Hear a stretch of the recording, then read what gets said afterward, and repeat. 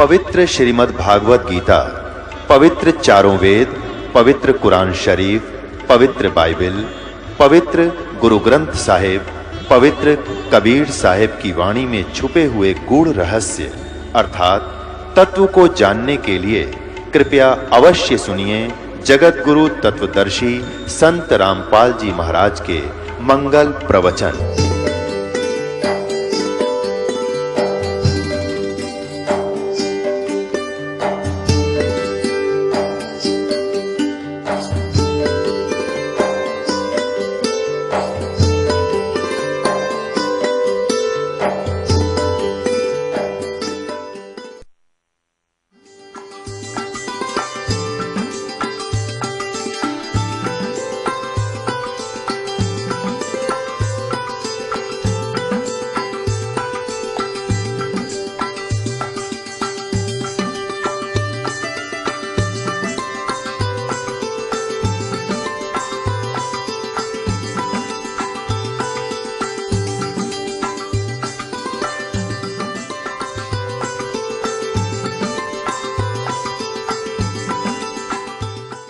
जैसे बालक छोटा सा होता है और वो जैसे पेन रखा हो कहीं पर, उसको उठाकर कहेगा पिताजी ये क्या है, पिताजी कहेगा पेन है। क्या पेन है, पेन है, पेन है बेटा या बेटी। तो वो क्या करता है कि उस पेन को रख जाता है और ये भी नहीं उसके मन में आती पिताजी गलत कह रहे हैं, और न ही वो ये स्वीकार कर पाता है ये पेन है, ए करता हुआ और खेल में लग जाता है। तो ये दास जो आपको घुमा फिराकर जहाँ ले जाना चाहता है, आप सुनते भी हो और आपके अंदर अभी ए नहीं मिटी है, वो ए न्यों की न्यों है। जिस दिन ए मिट जाएगी उस दिन क्या होगा?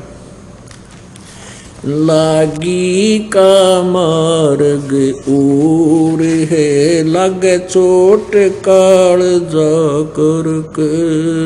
लागी का है लगे चोट काल जा कर के, लगे चोट काल जा कर के, लगे चोट काले जा कर के। लागी का मार्ग ऊर है, लगे चोट काल जा कर के, लगे चोट काल जा कर के, लगे चोट काल जा कर के। लागी का मार्ग और है, लगे चोट कले जा कर के। बन बीच भरतरी भूप ने एक मारा ताणे निशाना। बन बीच भरतरी भूप ने एक मारा ताणे निशाना।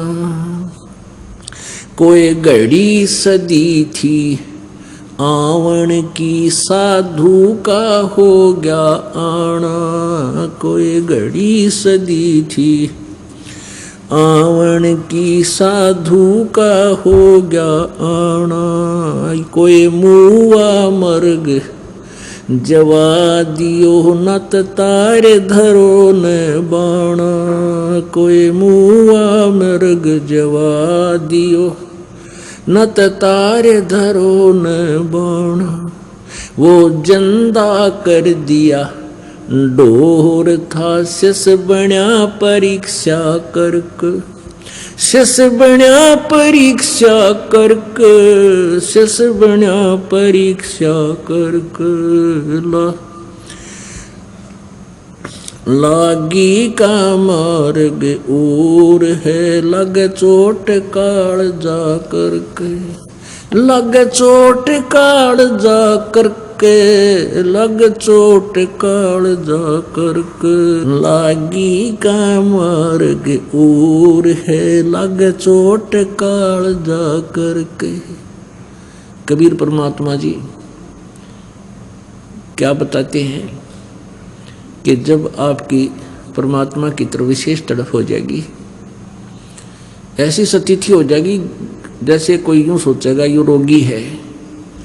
कबीर जी कहते हैं कबीरा वैद बुलाइया और मेरी पकड़ के देखी बाँ, और वैद न वेदन जान सका मेरा कर्क कलेजे माँ। हमारे को समझाते हैं परमात्मा आपकी ऐसी स्थिति हो जाएगी, घर वाले न सोचेंगे इसका कोई तकलीफ है, कोई बीमारी होगी। और कहते हैं वैद बुला के लाए और वैद ने नाड़ी पकड़ के देखी, वैद ने बोला इसका कोई तकलीफ को ना। परमात्मा कहते हैं वैद मेरी वेदन को समझ नहीं सका क्योंकि मेरे कलेजे में कर्क थी। कर्क माने विशेष कसक। तो यहाँ उसी का जिक्र है। लागी का मार्ग और है लग चोट कलेजा करके, लागी का मार्ग और है लग चोट कालजा करके, लग चोट कालजा करके, लग चोट कालजा करके, लागी का।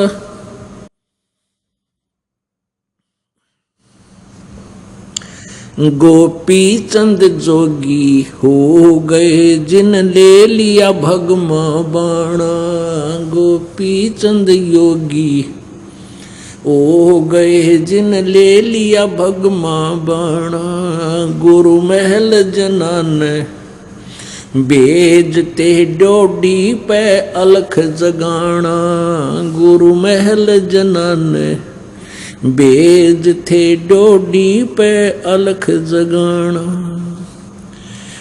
भोजन व्यंजन 36 छोड़ के भिक्षा का भोजन खाना, व्यंजन 36 छोड़ के भिक्षा का भोजन खाना। तन पड़ गया कमजोर था ना खाया उदर भर के, ना खाया उदर भर के, ना खाया उदर भर के। ला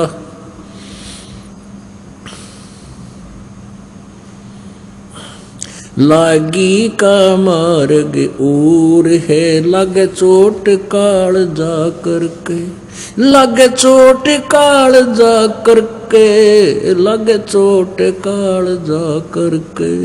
ला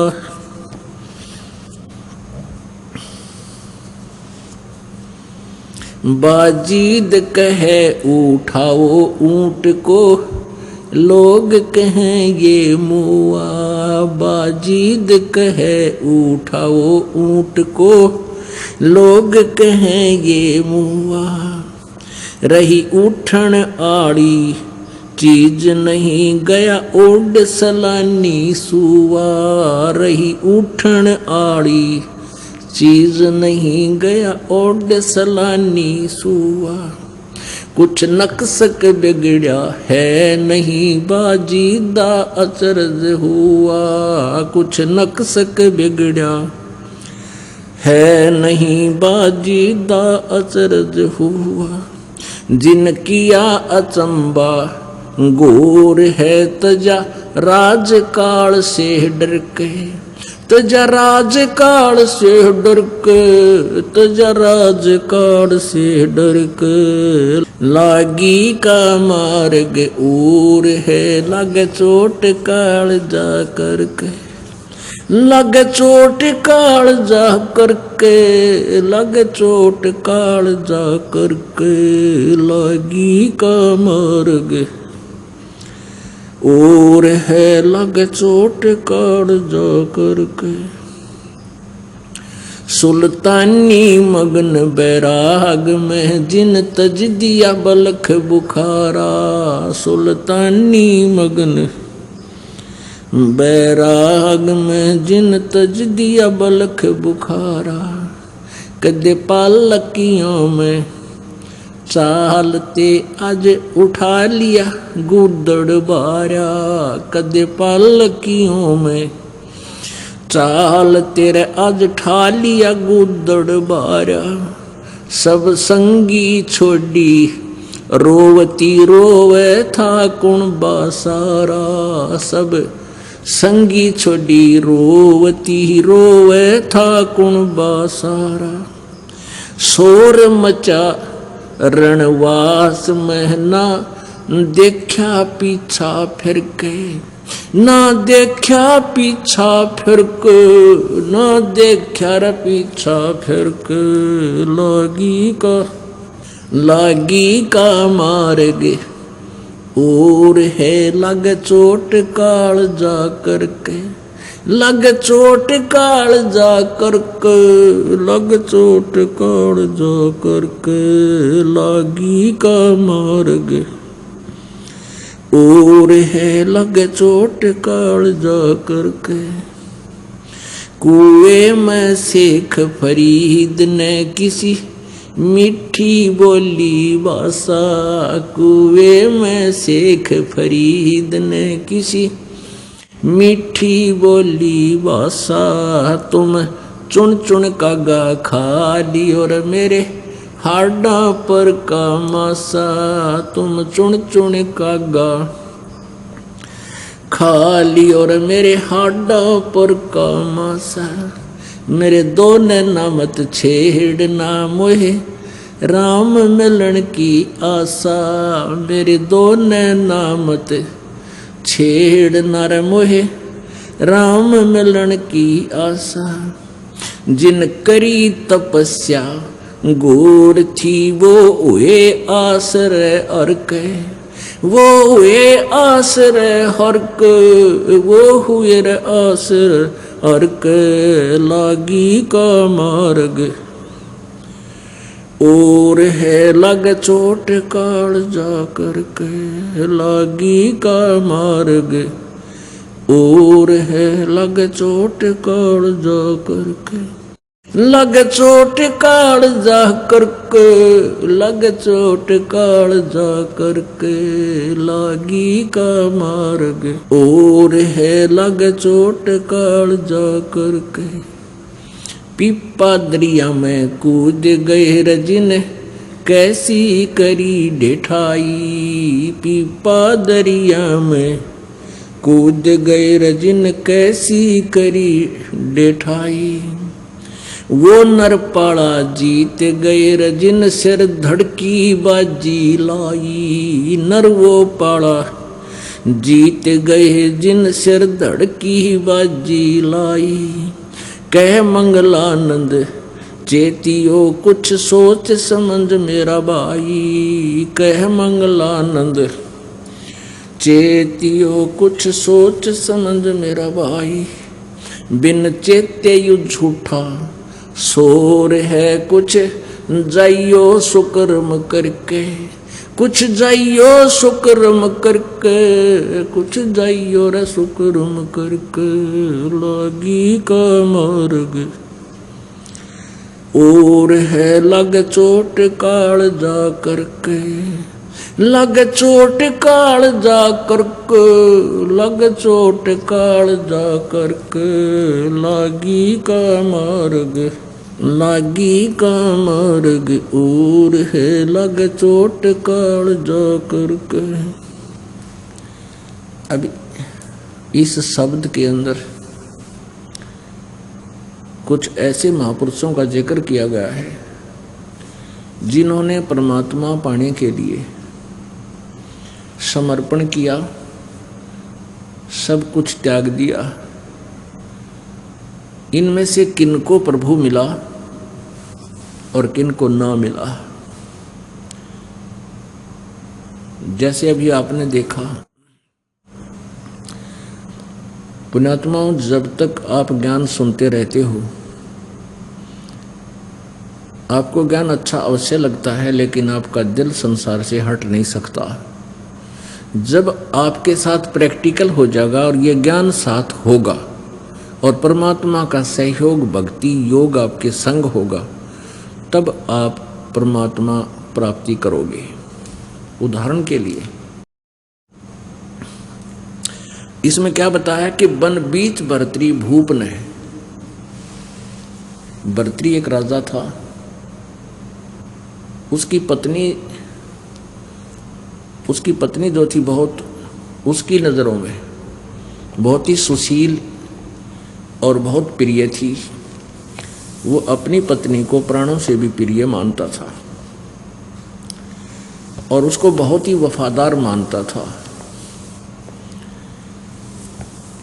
अब परमात्मा कहते हैं, सो छल छिद्र मैं करूं अपने जन के काज। पता नहीं किस कारण से परमात्मा कैसी चोट लगाता है अपनी प्यारी आत्माओं को इस काल के जाल से उकासने के लिए, बाहर निकालने के लिए। अब पिछले पुण्य संस्कारों से प्राणी राज्य पद प्राप्त करता है और राज्य पद उसको प्राप्त है तो उसको यहाँ संसारिक सुविधा सबसे टॉप मोस्ट होती है, सबसे उत्तम होती है। अब जैसे हम नीचे सतर के व्यक्ति होते हैं जो हैंड टू माउथ होते हैं, उनको यदि थोड़ी सी सुविधा हो जाए वो भी धरती आकाश एक कर देंगे। इस काल की कुबद हमारे अंदर सब में भरी हुई है। अब परमात्मा कैसे कृपा करते हैं अपनी प्यारी आत्माओं को काल के जाल से निकालने के लिए। अब राजा बन गया, पिछला पुण्यकर्मी प्राणी था, राज्य प्राप्त हुआ। राजा बनते ही अपने कर्मों को बिगाड़ने में जुट जाता है, लग जाता है।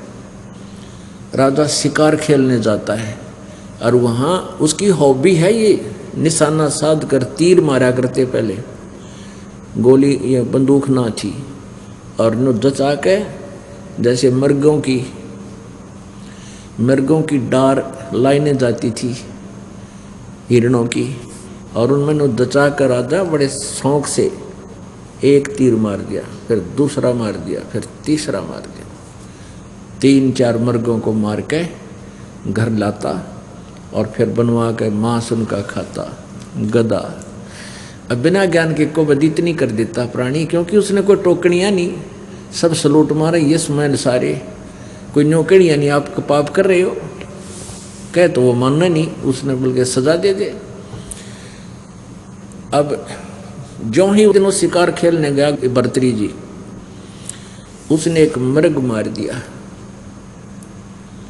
और वहां उसकी पत्नी मृगणी खड़ी खड़ी रो रही है। उसने और वो कह रही हो कि मुझे भी मार दे पापी, आंखों से मोटी मोटी आंसू बह रही है। उधर से गोरखनाथ जी साधु आ जाते हैं और वो शिक्षा देते हैं कि बच्चा के मिल गया तने ये इनका जोड़ा नाश कर दिया, अब तुझे कोई मार दे, तेरी पत्नी रो रही हो, तुझे कैसा लगे बच्चा। अब राजा अभिमान गणा उसे, वो शिक्षा सहन नहीं कर सका, कहने लगा घनी बात मत बनाओ बाबा जी, यदि तू ऐसा सिद्ध पुरुष है तो इसने जीवित कर दे, इस मृग ने मन मार रखा है, मैं तेरा चेला बन जाऊंगा। गोरखनाथ जी बोले अरे चेला ना बनेगा तू। हकनाथ जी पक्की बात होली, वचन का पक्का हूं मैं। गोरखनाथ जी ने अपनी सिद्धि से वो मृग जीवित कर दिया। अब भर्तरी के पाया तले की जमीन खिसकी, अगवाई तो कमाल का महापुरुष है, घबरा गया, कदे और कुछ ना कर दे तेरे गेल्या। कहने लगा महाराज जी आपका चेला में बन गया, मन दे दो उपदेश। महाराज उपदेश है, घर रहने का कोई ना, घर त्याग कर मेरे साथ रहना पड़ेगा। नो बोला जी ये थोड़े छोटे छोटे बच्चे हैं और कुछ दिन राज और कर लूँ, फिर मैं आपका चेला पक्का बन जाऊंगा। गोरखनाथ बोले बस रहे, बस भाई तो कहता मैं जुबान का पक्का। ना जी जुबान का पक्का हूँ मैं। अच्छा भाई ठीक, सजा फिर बन जाइए। गोरखनाथ ने कहा कि बच्चा ना तो तेरा परिवार अपना है, ना तेरी पत्नी अपनी है, ना ये राज तेरा है, ना ये मंत्री तेरे हैं, ना सेना तेरी है। जब तेरे खोटे दिन आवेंगे तेरे मंत्री तेरे शत्रु बन जाएंगे और तेरे ही सैनिक तेरे विरोधी हो जाएंगे और तुझे दो पैरों को जगह नहीं मिलेगी कि तब छुप कर समय व्यतीत करेगा। कोई राजा दूसरा अटैक कर देगा, तू भाग जाएगा, तेरे पल्ले कुछ नहीं रहा कि तो घास तोड़ कर खाओगा। और भाई ये परिवार तेरा नहीं है, ये तेरा भूल लागिरी है। ने बोला ना जी ऐसे कैसे कह रहे हो, मेरी पत्नी तो मुझे बहुत चाहती है और वो तो मेरे लिए गेल मर जाएगी मेरे। परमात्मा गोरखनाथ बोले भाई ठीक से, बेटा हमने जो कहना था कह दिया तेरे थे, आप जब इच्छा हो, जब छकले इस राज ते और छकले इस संसार ते, जब आजिए मेरे पास। अपना स्थान बता दिया कि मैं वहां रहता हूं।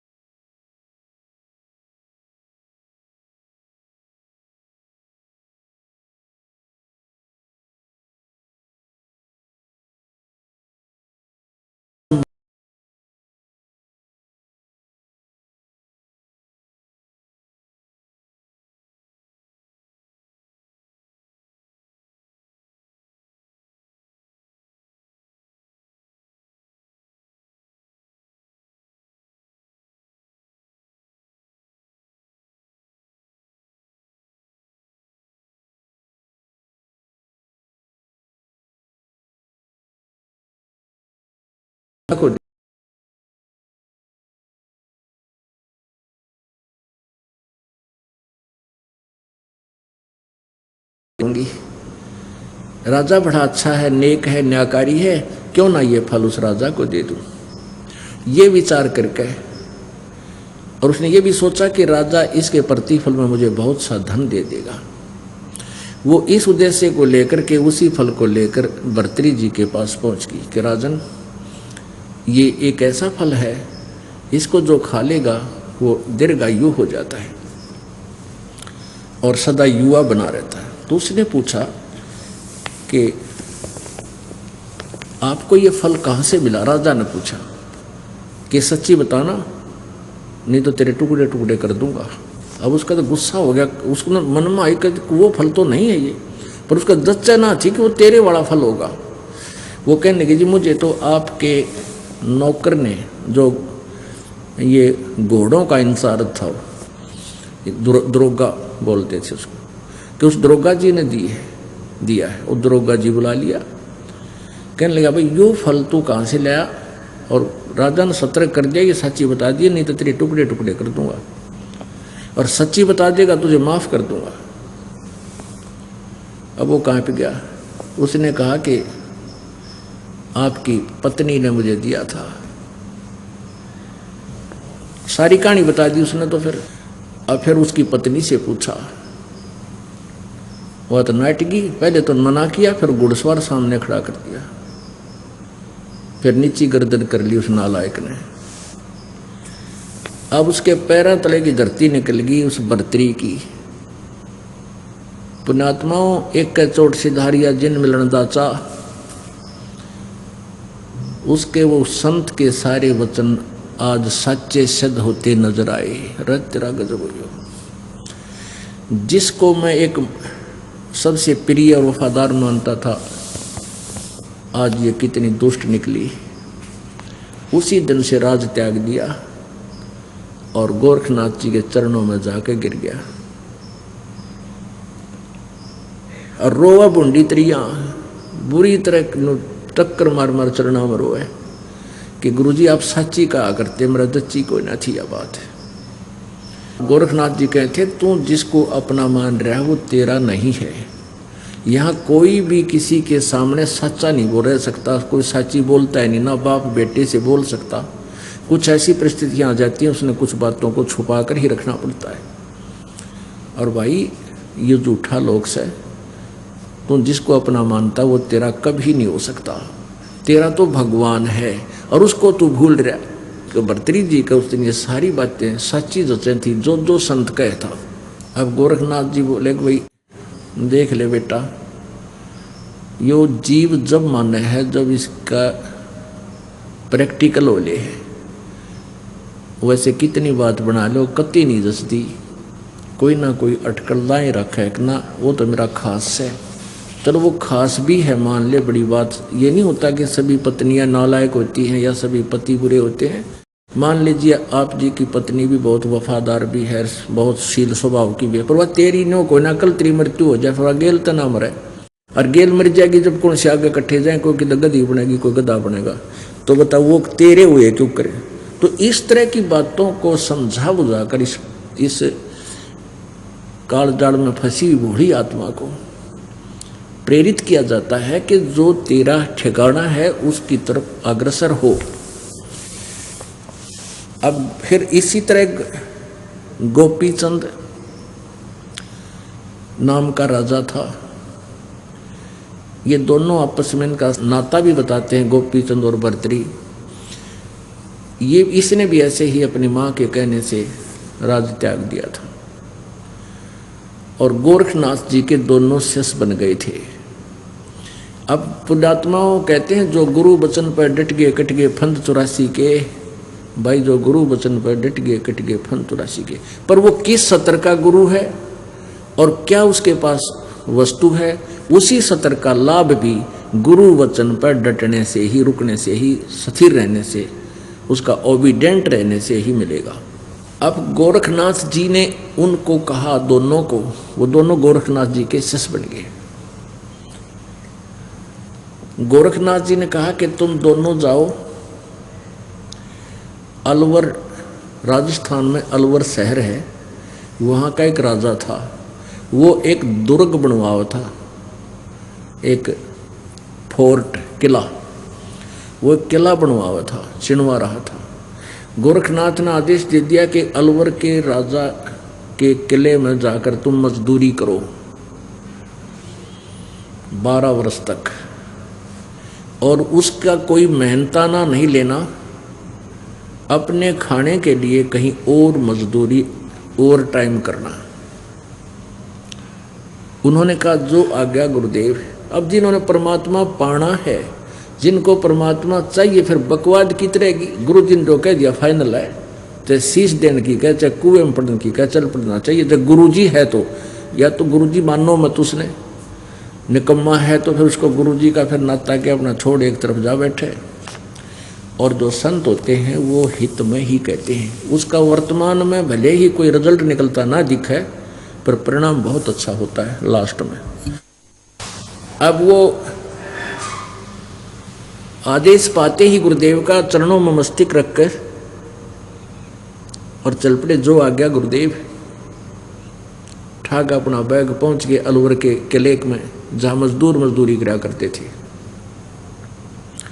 जो समय मजदूरों का होता था उतना समय तो वहां करते, फिर उसके बाद अपनी रोजी रोटी के लिए कहीं तलाश करने लगे ओवर टाइम जॉब। 2 दिन हो गए कुछ नहीं मिल रहा, भूखे सो जाते, सुबह उठते फिर मजदूरी करने चले जाते। एक दिन वो दोनों बैठे आपस में बातें कर रहे थे कि भाई जो गुरु जी का आदेश है तो सिर जा सका है, जब घर छोड़ दिया, राज त्याग दिया, परमात्मा पाना है और गुरु के आदेश में वचन में रहना है, और ऐसे ही मिलेगा तो ये बेसिक शरीर जा भाई, ये उल्टे कदम नहीं हटा सकते। अब मरा चे जीवा, 2 दिन हो गए, भूख जोर की लाग रही है। राजा थे, राजा को तो 2 घंटे भूख ना उठे, परंतु शीश दे दिया, फिर वो अग्रम मग्रम नहीं रहती। दोनों जने बैठे बैठे जमीन पर बैठे बातें कर रहे थे, भाई अब तो मौत आवेगी, 1-2 दिन में मौत हो जाएगी, जब आहार रोटी ना मिल रही थे। सुबह सुबह का समय था, वक़्त से बैठे बतलावे थे, और नीचे एक कुम्हार मिट्टी खोदता था, नीचे वो बना लेता गुफा सी बढ़िया मिट्टी निकालने के लिए, और वो ऊपर बात करें थे, उसी का ऊपर बैठे गुफा के। कुम्हार ने सोचा ये तो भाई कोई अच्छी आत्मा है और साधु बन गए और इन्हें रोटी ना मिल ली। तो वो आया ऊपर, कहने लगा भगतों तुम तो भगत दिखाई देते हो। अकना जी हम तो मजदूर हैं। अच्छा आप लगता है आपने 2 दिन हो गए आहार नहीं किया। हाँ जी 2 दिन हो गए आहार का कोई दाव लग, कहीं बैठा नहीं, सूत बात बनी नहीं। तो कुमार बोला कि भाई हमने रोटी ला रखी मेरी, तुम रोटी खा लो। ने बोला न्यू ना खावा पिताजी, हम पहले मजदूरी करेंगे, आप हमें मजदूरी दे दो, कोई काम बता दे तो मजदूरी करके फिर रोटी खावांगे, वैसे रोटी हम खावा करो। उन्होंने बहुत आग्रह किया, भाई मेरी 8 रोटी 10 रोटी आती है, यहाँ अपने काम करता हूँ जहाँ पर, और बेटा आधी आधी खा लेंगे, तुम खा लो ना, ऐसे नहीं खाऊंगा, हमें मजदूरी बता। तो उन्होंने बोला भाई तुम के मजदूरी बताऊँ, न्यू करो तुम मेरी अगार पानी घेर के गारा बना दिया करो और मैं ये मटके बना दिया करूँगा, तुम रोटी खा लो। अब ठीक है, ऐसे करने लगे।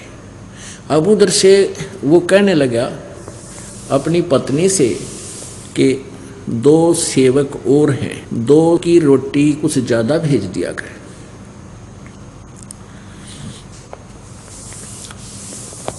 तो उसने देखा जाकर, उसकी पत्नी ने, कुम्हार की पत्नी ने, कि ये तो एक बार गारा बना देते हैं, गारा मिट्टी खोद लेते, फिर सारा दिन तो ये अपना कितौरा काम करे हैं। तो वह क्या करने लगी, रोटी जितनी उसकी भेजा करती थी, पहले 10 रोटी भेजती थी, तो उसने 8 कर दी और कम कर दी नालायक ने। तो उन 8 में थे वह 2-2 ताई दे दे, 3-3 ऐसे अपना पट्टा कर ले और वो रोटी खा कर चले जा। तो ऐसे उन्होंने, फिर उसने क्या किया कि 8 की जगह 6 कर दी। वो 6 रोटी आन लागी, 2-2 खा ले। वो तो कुमार तो घर जाके भी खा ले, पर वो उनती कहा बेटा तुम 3-3 खा लो ना, हम 2-2 खाएंगे, 6 आई हैं 2-2 बांट के खाएंगे। तो वो ऐसे वहाँ मजदूरी करते 12 वर्ष बीत गए, अलवर का किला पूरा हो गया। अब वो जब उन्होंने वो मटके जो थे कुम्हार ने आवे में दे रखे थे पकने के लिए, उसमें आग दिवा दी उन्होंने, सारी मजदूरी करवाई, फिर रखवाए, यानी उसमें आवे में त्यार रखवा दिए, आग लगा दी। जब आवा पकने को हुआ उस दिन खड़ा होकर के गोपी चंद और भर्तरी जी दोनों एक सुर में कहने लगे कि पिता का हेत माता का कुहेत, आधा सोना आधा रेत। न्यू कहकर वो चले गए।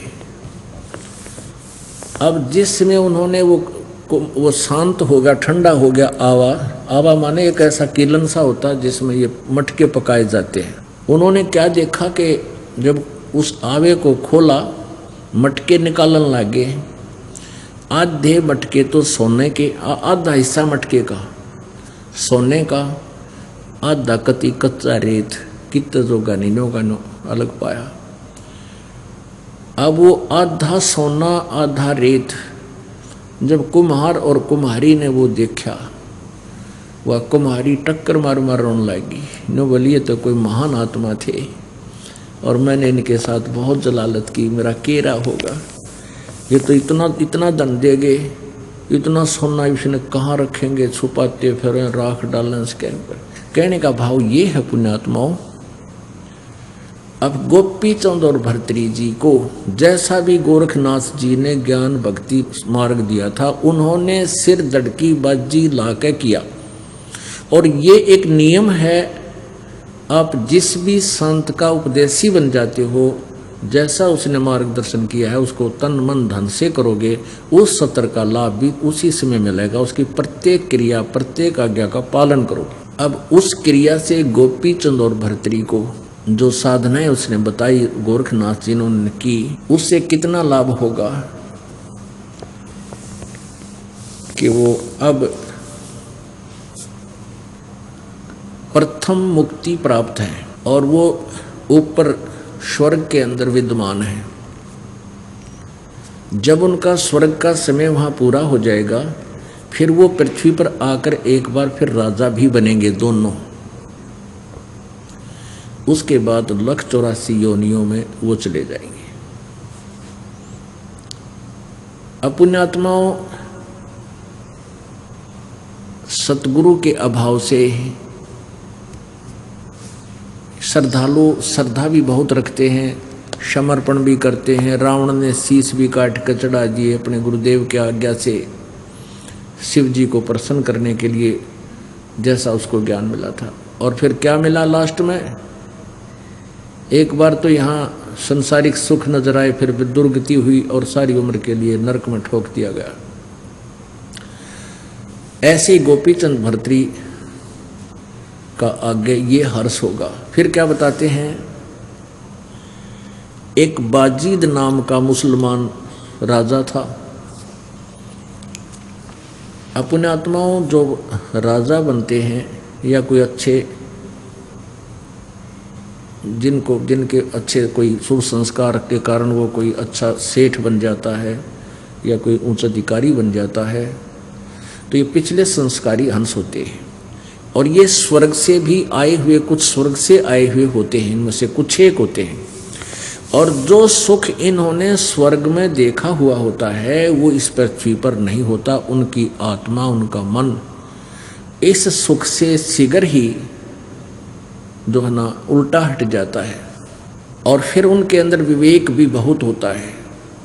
एक बार वाजिद जी राजा था राजस्थान में, यानी रेगिस्तान में।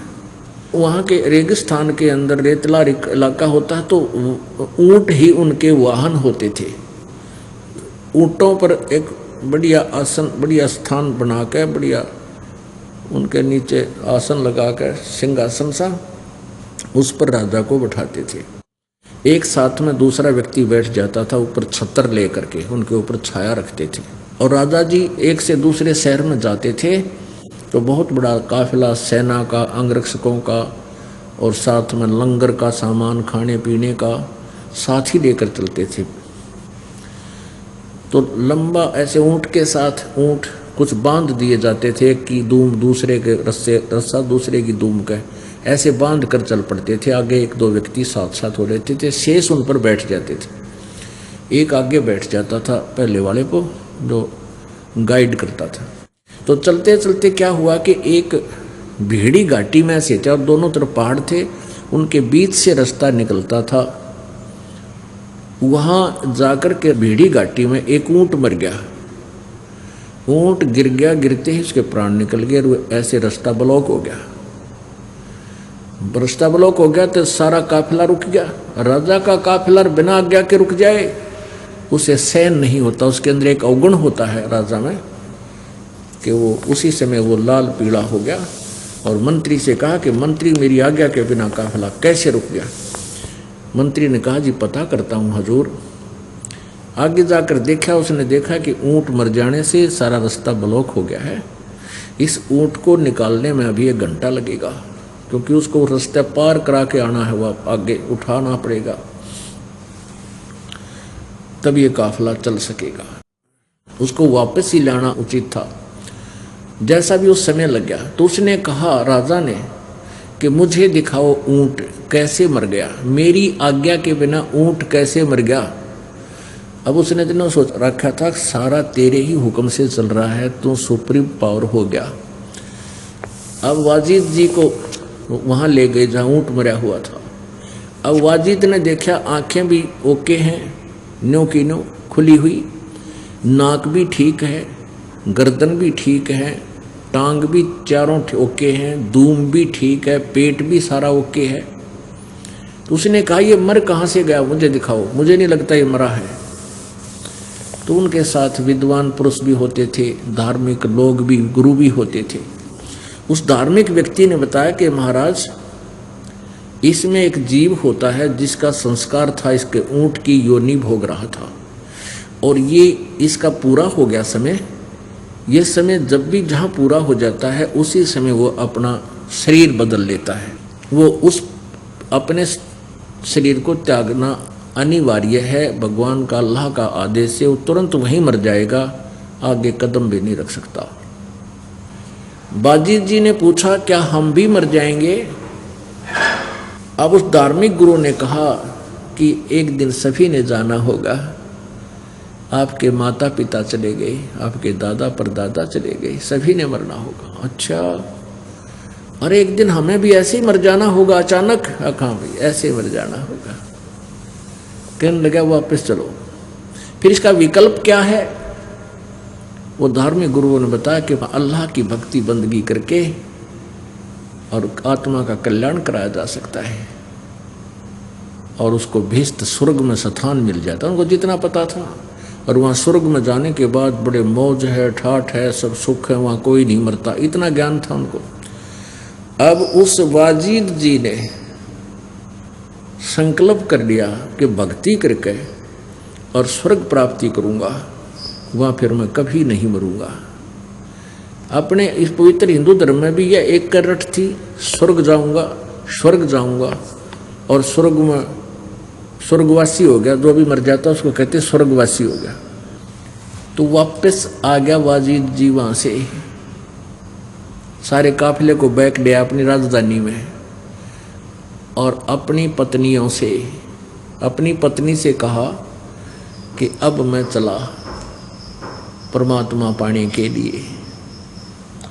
उसके सारे बालक रोए, उसकी पत्नी रोए, बच्चे रोए, हाहाकार मच गई, राजमंत्री रोए।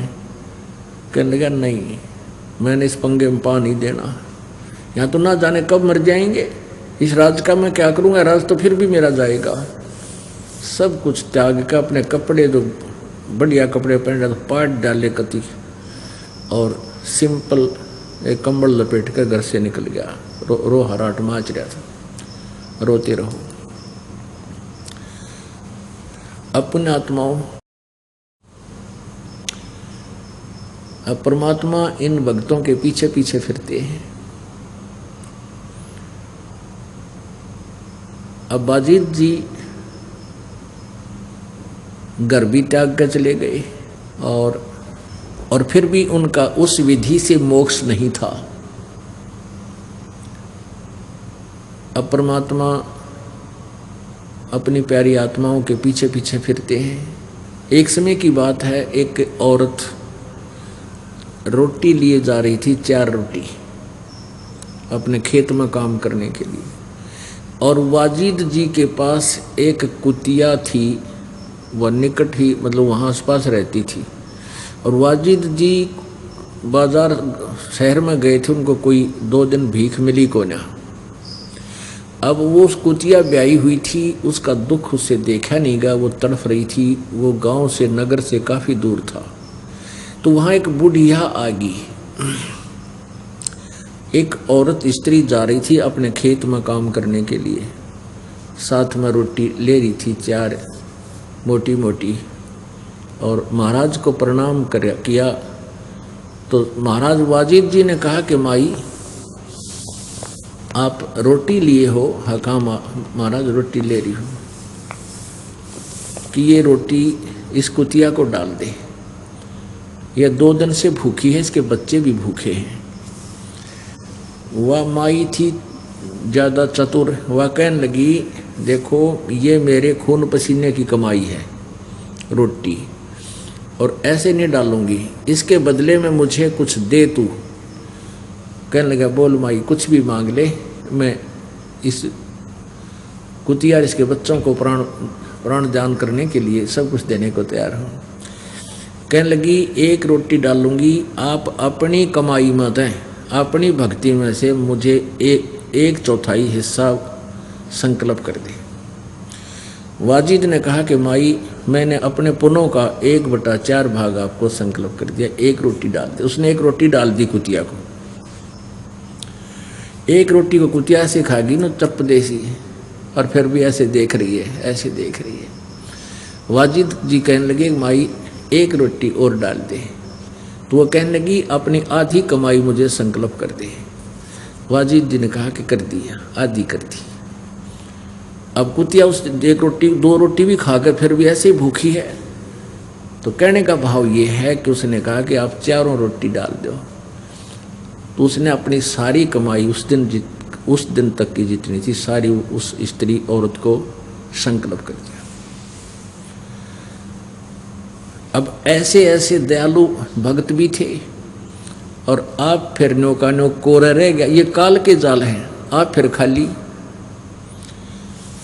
अब क्या हुआ, उस स्थान को त्याग कर वाजिद चला गया कि यहाँ के लोग अच्छे नहीं हैं और यहाँ आहार नहीं मिल पा रहा है। दूसरी जगह जाकर उसने अपना डेरा जमाना चाहा। अब वो 2-3 दिन से भूखा था, कुछ नहीं मिल रहा था उसको। परमेश्वर आए जैसे राह चलते व्यक्ति का रूप बना के और कहा महाराज जी भोजन पालो, भूख लगी है। कहा भाई भूख लगी है, भोजन पालो। भोजन खा लिया। फिर कहने लगा कि आपके पास कोई झोंपड़ी नहीं है? कि झोंपड़ी कहाँ से बनाऊं भाई, मैंने रोटी खाए आज 7 दिन हो गए, मेरी हिम्मत नहीं कि मैं कुछ उठ कर काम कर लूं, मैं अस्वस्थ भी हो चुका हूँ। अब परमात्मा गए, वो लाए सारे काट के फूस फास सरकंडे लाकड़ लाए, काट के गाड़ कर उसकी झोंपड़ी तैयार कर दी। और जब वो फिर बातचीत करने लगे, कहने लगे महाराज जी आप कौन हो, कहाँ से आए हो? सारी बताई कि के बताऊं बच्चा, भगवान को कह रहा वाजिद कि मैं ऐसे ऐसे राजा था, मैंने राज त्याग दिया भगवान पाने के लिए। मेरी जो भी कमाई थी ऐसे ऐसे, एक कुतिया भूखी थी उसको मैंने सारी अपनी कमाई एक औरत को, एक बहन को, माई को दे दी, एक कुतिया को जीवित रखने के लिए उसके बच्चों को। और अब मैं अस्वस्थ हो चुका हूँ, वृद्ध शरीर हो गया, निकला था भगवान पाने के लिए, अब मेरी कमाई थी वह सारी गई, अब मैं बिल्कुल निढाल हो गया हूँ। तब तो मैंने भावुक होकर के ये सब कार्य कर दिया, अब मैं क्या करूँ, कैसे मिला भगवान मुझे? फूट फूट कर रोने लग गया। अब पर रोने लगा तो परमात्मा कहने लगे महाराज जी जिस विधि से तुम परमात्मा पाना चाहते हो ऐसे नहीं मिलता। तो उसने कहा कि वाजिद जी मैं परमात्मा हूँ, मैं अल्लाह हूँ। कबीर जी परमात्मा ने कहा। वाजिद जी कहने लगे, क्योंकि वो उसका खाना खा रहे थे, थोड़े से नम्र भाव से बोले वाजिद जी, कहने लगे भक्त ऐसी बात मत कह तू, मेरी आत्मा दुख पाती है। जीव मनुष्य अल्लाह नहीं हो सकता, वो तो बेचून है, वो तो निराकार है, उसका कोई आकार थोड़ा ही है, वो कभी किसी के समक्ष नहीं आता, वो तो दिखाई ही नहीं देता। परमात्मा बोले महात्मा जी आप फिर घर त्याग कर किस लिए आए हो? कि अल्लाह की प्राप्ति के लिए। अल्लाह कैसे मिलेगा? अल्लाह के दर्शन कैसे होंगे तुझे, कैसे प्राप्त होगा? उसने अपनी साधना बताई कि ऐसे ऐसे मैं हठ योग करूँगा, तपस्या करूँगा। अरे भले आदमी तपस्या करेगा किसके लिए? परमात्मा के दर्शन के लिए, उसके दीदार के लिए। कहाँ जी? दीदार के लिए। तो निराकार का दीदार कैसे करोगे? निराकार मान ले, भगवान अल्लाह निराकार है, उसको देखेगा क्यों कर दूँ? कैसे प्राप्त करेगा उसको? जब वो निराकार है वो तो फिर प्राप्त हो ही नहीं सकता। अब वाजिद जी उसी समय चरण पकड़ दिया उसके परमात्मा के, और परमात्मा ने एकदम अपना तेजो में रूप उसको दिखाया कि मैं अल्लाहु अकबर हूँ, मैं वो अल्लाह कबीर हूँ। अब उसने कहा कि आप अपनी कुरान शरीफ में देखो, सूरत फुरकानी नंबर 25 आयत नंबर 52 से लेकर 59 तक, उसमें स्पष्ट किया हुआ है कि कुरान शरीफ का ज्ञान देने वाला अल्लाह, जिसको आप जी अपना खुदा मानते हो, परमात्मा बता रहे हैं, वो क्या कह रहा है हजरत मोहम्मद जी को कि हे पैगंबर, उस अल्लाह पर विश्वास कर, इन काफरों की कहा मत मानना, मैं जो कह रहा हूँ इस पर तो विश्वास कर, और वो अल्लाह कबीर है, वो अल्लाह कबीर है, और ये काफिर तो उसको परमात्मा नहीं मानते। अब वाजिद जी मुसलमान होने के नाते और घर त्याग कर चले, जब कुरान शरीफ ही साथ लेकर आए थे, वो उनके पास विद्यमान थी, तुरंत खोल ली और कहा कि इसमें स्पष्ट किया कि ये अल्लाह अकबर, ये कबीर वो परमात्मा जिसने सारी सृष्टि को रचा, आसमान, पृथ्वी, मीठे खारे जल की दरिया, पृथ्वी के अंदर भी मीठा खारा पानी उसी ने बनाया। पर उस परमात्मा ने 6 दिन में सृष्टि रची और 7वें दिन तख्त पर जा बैठा। वो अल्लाह कबीर है, और उसकी खबर किसी बाखबर से पूछ देखो।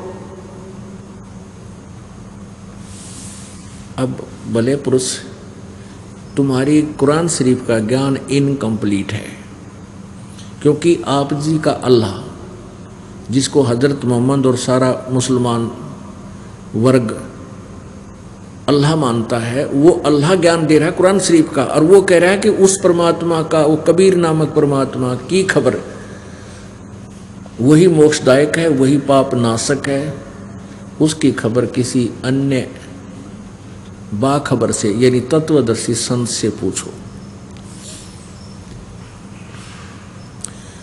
अब वो पढ़ रहा है कुरान शरीफ को, साथ साथ एकदम कुरान शरीफ रख दी आदर से, और चरणों में पड़ गई। परमात्मा ने कहा कि तुम्हारे खुदा को, कुरान शरीफ के ज्ञानदाता को, उस पूर्ण परमात्मा का ज्ञान नहीं, वो किसी और संत, तत्वदर्शी संत से पूछने को कहा। वो तत्वदर्शी संत मैं हूं। अब वाजिद जी ने सोचा भी यो अल्लाह तो नहीं है, लेकिन सह बाखबर है, बाखबर ये तत्वदर्शी संत है। तुरंत पैर पकड़ दिए और परमात्मा ने कहा, भाई starvation could not lead to salvation, भूखा मरण तो आत्म कल्याण नहीं हो सकता। अपना काम कर, लकड़ी तोड़ और गांव नगर में बेच के आ, अपना धंधा कर, रोटी खा, यो मंत्र जाप कर, तेरा कल्याण होगा। और ले उपदेश देता हूँ। उन्हें त्याग दी सब कुछ, मंत्र दे दिया, जाप करने लगा। परमात्मा कबीर जी के साथ रहा करते थे। अब आगे क्या बताया है, कुएं में शेख फरीद ने किसी मीठी बोली बासा, कुएं में शेख फरीद ने कैसी मीठी बोली बासा, तुम चुन चुन कागा खाली और मेरे हाडों पर का मासा, तुम चुन चुन कागा खाली और मेरे हाडों पर का मासा, मेरी दो नैना मत छेड़ियो मोहे राम मिलन की आशा, मेरे दो नैना मत छेड़ियो रे मोहे राम मिलन की आशा, जिन करी तपस्या घोर थी वो होए आसरे हरक, वो होए आसरे हरक, वो होए आसरे हरक, लागी का मार्ग और है लग चोट काल जा करके।